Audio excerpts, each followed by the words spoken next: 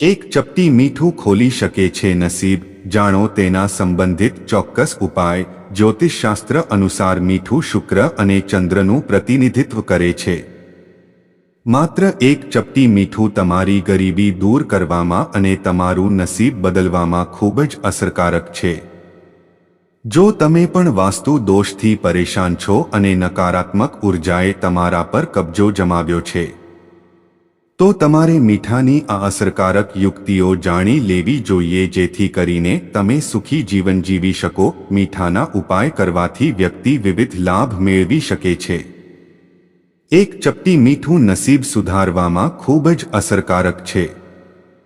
મીઠાનું આપણા જીવનમાં ઘણું મહત્વ છે।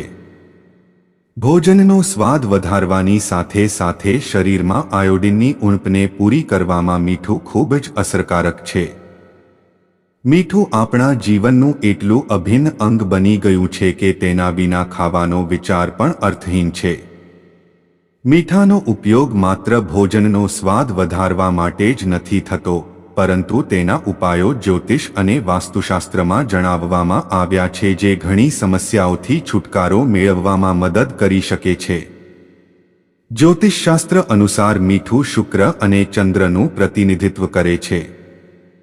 માત્ર એક ચપટી મીઠું તમારી ગરીબી દૂર કરવામાં અને તમારું નસીબ બદલવામાં ખૂબ જ અસરકારક છે।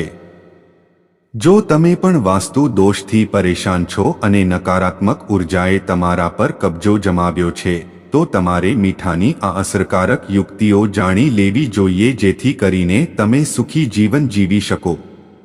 બજારમાં ઘણા પ્રકારના મીઠા ઉપલબ્ધ છે, જેમ કે બ્લેક સોલ્ટ, રોક સોલ્ટ, દરિયાઈ મીઠું અને સાદું સફેદ મીઠું વગેરે। કેટલાક લોકોના મતે મીઠાને રાહુનું પ્રતીક પણ માનવામાં આવે છે। ગ્રહો અને નક્ષત્રોની ખરાબ સ્થિતિને કારણે વ્યક્તિની આર્થિક, માનસિક અને શારીરિક સ્થિતિ પર ખરાબ અસર પડે છે। જ્યોતિષમાં મીઠાના કેટલાક એવા ઉપાય જણાવવામાં આવ્યા છે, જેના ઉપયોગથી ગ્રહોને શાંત કરી શકાય છે। મીઠાના ઉપાય કરવાથી વ્યક્તિ વિવિધ લાભ મેળવી શકે છે। એક ચપટી મીઠું નસીબ સુધારવામાં ખૂબ જ અસરકારક છે। જો તમે ઘરમાંથી નકારાત્મક ઉર્જા દૂર કરવા માંગો છો, તો પાણીમાં એક ચપટી મીઠું ભેળવીને અઠવાડિયામાં 2 વાર ઘર સાફ કરો। આમ કરવાથી ઘરની નકારાત્મક ઉર્જા સમાપ્ત થાય છે અને સકારાત્મક ઉર્જા આવે છે। એવી માન્યતા છે કે નમકવાળા પોતા કરવાથી ઘરમાં ઝડપથી ધનની પ્રાપ્તિ થાય છે। બાથરૂમમાં કાચના કપમાં મીઠું પણ રાખો, જે કીટાણુઓનો નાશ કરે છે અને નકારાત્મક ઉર્જા દૂર ભગાડે છે।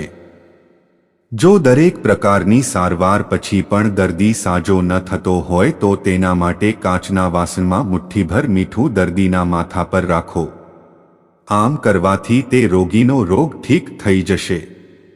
દરરોજ વાસણનું મીઠું કોઈ પણ ગટરમાં ફેંકી દો અને ફરીથી નવું મીઠું ભરતા રહો। જો પતિ પત્ની વચ્ચે વારંવાર ઝઘડો થતો હોય અથવા ઘરમાં તકરાર થતી હોય, તો કાચના બાઉલમાં રોક સોલ્ટ નાખીને રોજ તમારા બેડરૂમમાં રાખો। આમ કરવાથી ઘરની સ્થિતિ સુધરશે અને વૈવાહિક સંબંધો સુધરશે।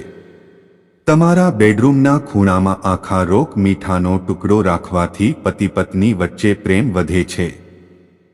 ગરીબી દૂર કરવા માટે તંત્રશાસ્ત્ર અથવા મીઠાની ટોટકા ખૂબ જ અસરકારક છે। કાચના કપમાં 4 થી 5 લવિંગ મીઠું નાખીને રાખો।